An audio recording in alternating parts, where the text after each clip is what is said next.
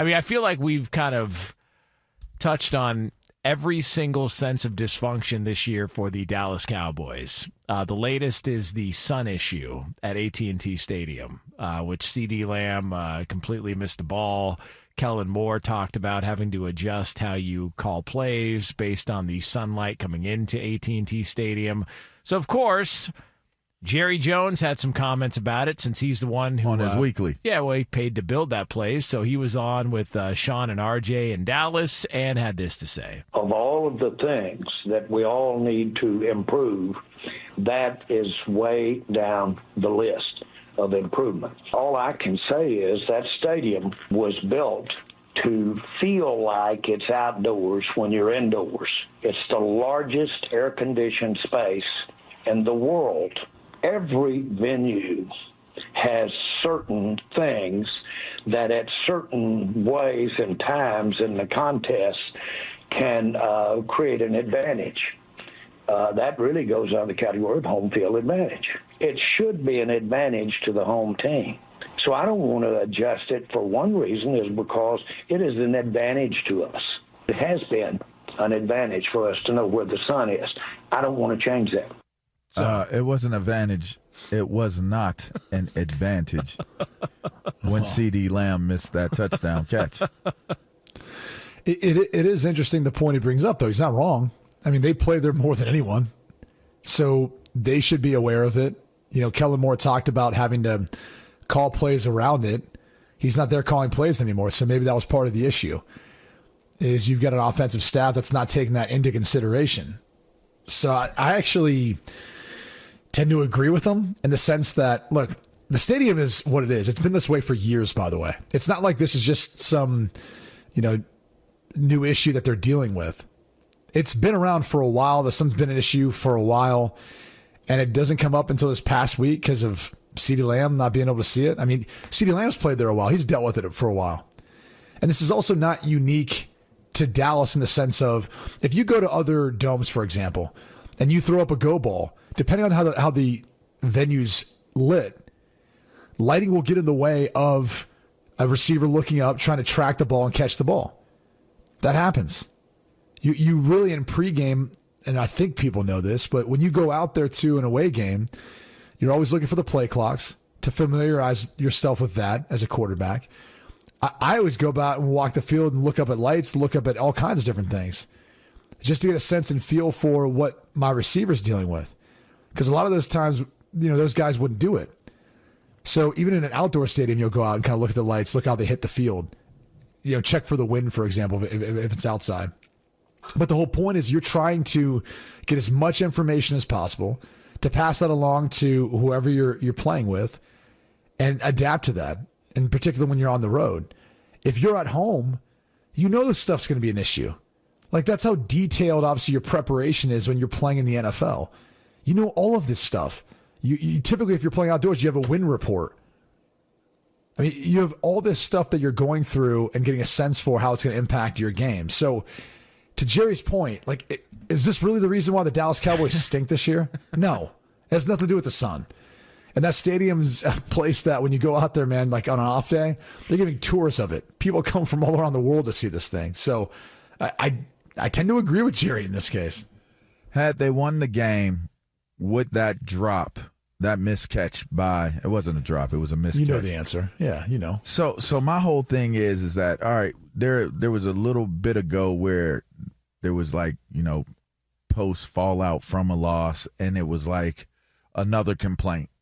Like, we feel like we don't have any privacy because of the tours and stuff like that. Jerry Jones is finding himself having to answer questions that are based around complaints of the lack of accomplishment, the lack of success. And I think that's what this is. This is purely a product of the lack of success that the Dallas Cowboys are having. And scrutiny finds its way to leadership when the product is poor, yet is charging a premium price for it.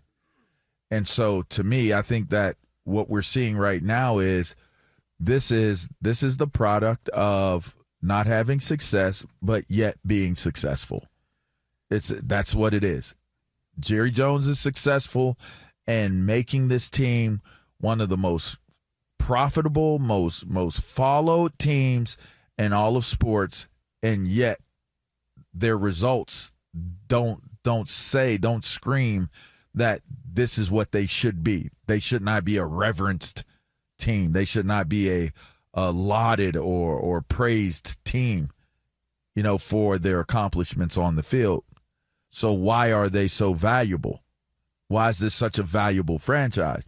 When you have these types of conversations, really that's what it comes down to, if you ask me, is that it's just really an idea of we're looking at this team as though they should be elite because they are represented by a fan base that considers them to be elite. I mean, I don't think anybody would argue they probably have the largest, most loyal fan base out of all at least NFL teams. At least they're up there. The debate is there. Yeah.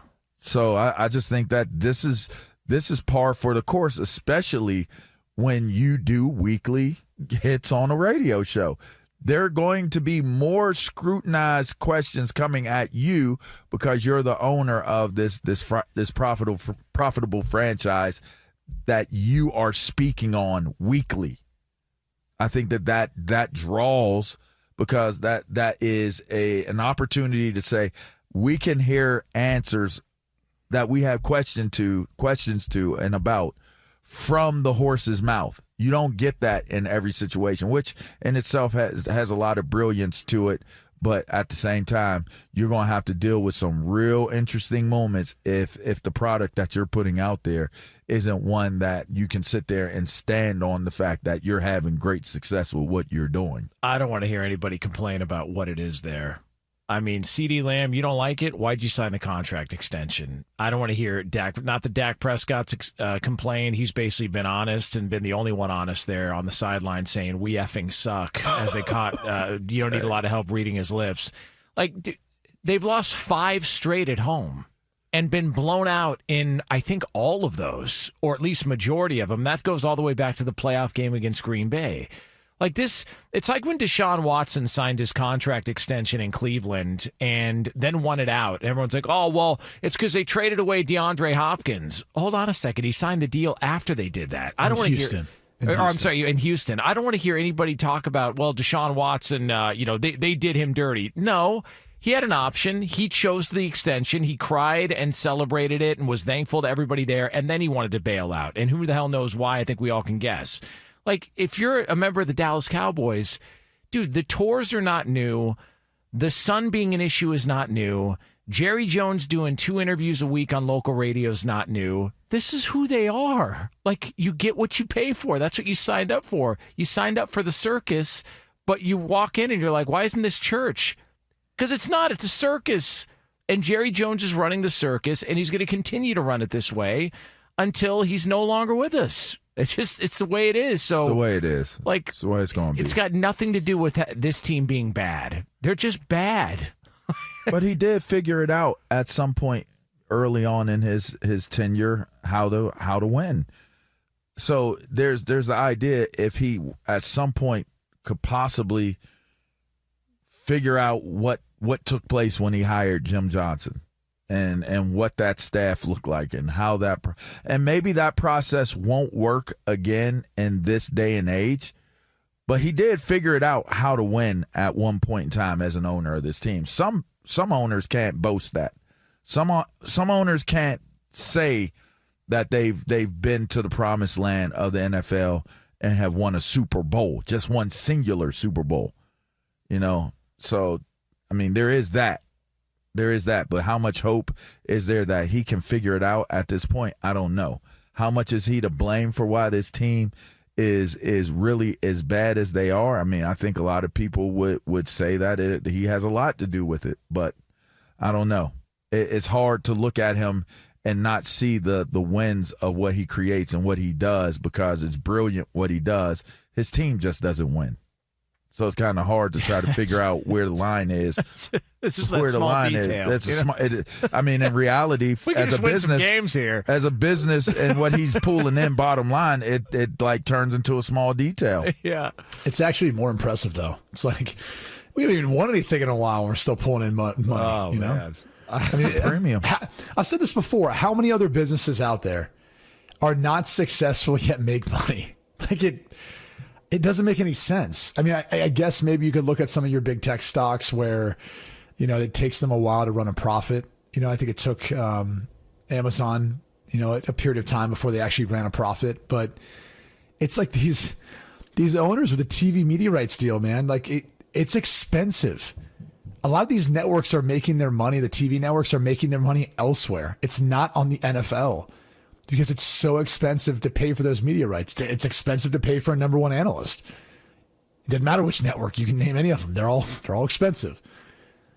But if you're not a part of the game, then you can't kind of throw your hat in that ring, which doesn't help you in other facets of that world. But, I mean, seriously, like how many other businesses do you know could lack the ability to win Super Bowls, like the ultimate success, but still be one of the biggest topics of conversation every single year for the past 3 decades? Yeah.